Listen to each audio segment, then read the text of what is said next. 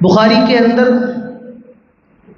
3610 number پر ایک حدیث ہے، اور یہی حدیث مسلم کے اندر 1064 نمبر پر ہے، اور بھی کتابوں کے اندر یہ حدیث موجود ہے۔ حضرت ابو سعید خدری رضی اللہ عنہ اس حدیث کے راوی ہیں۔ یہ کہتے ہیں حضرت علی رضی اللہ عنہ نے یمن سے کچھ سونا بھیجا، سونے کے ڈھیلے بھیجے، اور وہ اتنے تازہ تھے کہ سونے کے اوپر ابھی مٹی لگی ہوئی تھی۔ اللہ کے نبی صلی اللہ علیہ وسلم کے پاس وہ سونا لایا گیا۔ امام کائنات جناب محمد رسول اللہ صلی اللہ علیہ وسلم نے وہ سونا 4 لوگوں میں تقسیم کر دیا، بس صرف 4 لوگوں میں تقسیم کیا۔ اور وہ 4 لوگ کون تھے؟ اقرا بن حابس، عینہ بن بدر، علقمہ بن علاثہ اور زید الخیر۔ ان 4 کو ہی اللہ کے نبی نے سونا دیا اور کسی کو نہیں دیا۔ قریش کہنے لگے اللہ کے نبی آپ نے ہمیں کچھ نہیں دیا اور سارا کا سارا ان لوگوں میں بانٹ رہے ہیں۔ امام کائنات صلی اللہ علیہ وسلم نے جواب دیا میں ان کی تالیف قلب کے لیے ایسا کر رہا ہوں۔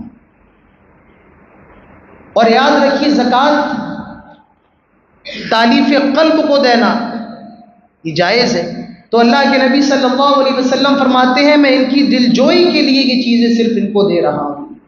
تو قریش خاموش ہو گئی، لیکن ایک شخص آیا۔ ابو سعید خدری رضی اللہ عنہ فرماتے ہیں اس شخص کی داڑھی بہت گھنی تھی، اس کا رخسار، اس کے دونوں گال ابھرے ہوئے تھے، اس کی آنکھیں دھسی ہوئی تھی، اس کا ماتھا اس کی پیشانی باہر نکلی ہوئی تھی، اور اس کے بال مونڈے تھے، یعنی اس کے سر پہ بال نہیں تھے، پورے سر کے بال کٹے ہوئے تھے، اور اس کا نام ذوالخویسرہ تھا۔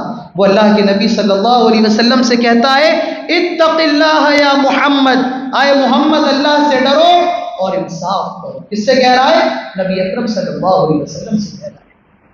کسی کی اتنی مجال جو رسول سے یہ کہہ دے کہ انصاف کرو، کسی کی اتنی ہمت جو رسول سے کہہ دے کہ اللہ سے ڈرو، کسی کی اتنی ہمت جو رسول سے کہہ دے کہ آپ انصاف نہیں کر رہے ہیں، یہ بدبخت آیا ذوالخویسرہ، اور اس نے امام کائنات صلی اللہ علیہ وسلم سے کہا نام لے کر اتق اللہ یا محمد، اے محمد اللہ سے ڈرو اور انصاف کرو۔ امام کائنات صلی اللہ علیہ وسلم نے فرمایا اگر میں بھی انصاف نہ کروں تو پھر انصاف کون کرے گا؟ اگر میں انصاف نہ کروں تو پھر اس زمین کے اوپر انصاف کون کرے گا؟ حضرت عمر رضی اللہ عنہ کو بڑا غصہ آیا۔ خالد بن ولید رضی اللہ عنہ بے قرار ہوئے، کہا اللہ کے نبی حکم دیجئے تلوار نکال کے اب اس کی گردن مار دے، اس کا سر قلم کر دے۔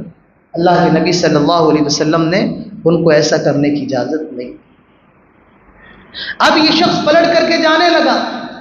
اللہ کے نبی صلی اللہ علیہ وسلم فرماتے ہیں اس کی نسل سے، اس کے جوڑ سے ایسے لوگ نکلیں گے کہ تمہاری نمازیں ان کی نمازوں کے سامنے کچھ نہیں ہوں گی، تمہارے روزے ان کے روزوں کے سامنے کچھ نہیں ہوں گے، وہ قرآن پڑھیں گے لیکن قرآن کے حلق سے نیچے نہیں اترے گا، اور یمرقون من الدین کما یمرق السحم من الرمیہ، جیسے تیر شکار سے نکل جاتا ہے یہ لوگ دین سے نکل جائیں گے۔ اور یہ لوگ کون ہوں گے؟ خوارج ہوں گے۔ یہ ذوالخویسرہ سب سے پہلا ایسا شخص تھا جو خوارجوں کی اصل ہے، اور اللہ کے نبی صلی اللہ علیہ وسلم فرماتے ہیں الخوارج ہم کلاب النار، یہ خوارج جہنم کے کتے ہیں۔ پیارے نبی صلی اللہ علیہ وسلم نے ان کو جہنم کا کتا قرار دیا۔ ابن ماجہ کے اندر 173 نمبر کی حدیث۔ ہو سکتا ہے آج کا خطبہ کچھ لوگوں کے سمجھ میں نہ آئے، ہو سکتا ہے کچھ لوگ پریشان ہوں مجھے سمجھ میں نہیں آ رہا ہے، لیکن آپ کو آخر میں چل کے سمجھ میں آئے گا، اور آپ اپنی زندگیوں کو ممکن ہے ان حالات سے جوڑ سکیں۔ آج میری تقریر کا موضوع ہے خوارج کی علامتیں۔ موجودہ وقت میں یہ فتنہ سر چڑھ کر کے